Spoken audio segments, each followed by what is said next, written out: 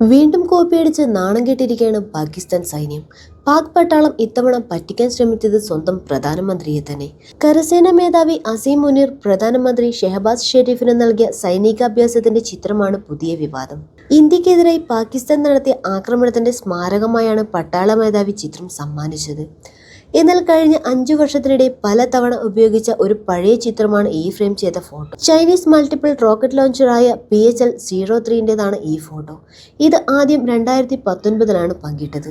Photographer Huang ഹായാണ് ചിത്രമെടുത്തത്. Pakistan field marshal Asim Munir ആതിഥേയത്വം വഹിച്ച ഒരു ഉന്നത അത്താഴ വിരുന്നിലാണ് ഈ ഫോട്ടോ പ്രധാനമന്ത്രി ഷെഹബാസ് ഷെരീഫിന് സമ്മാനിക്കുന്നത്.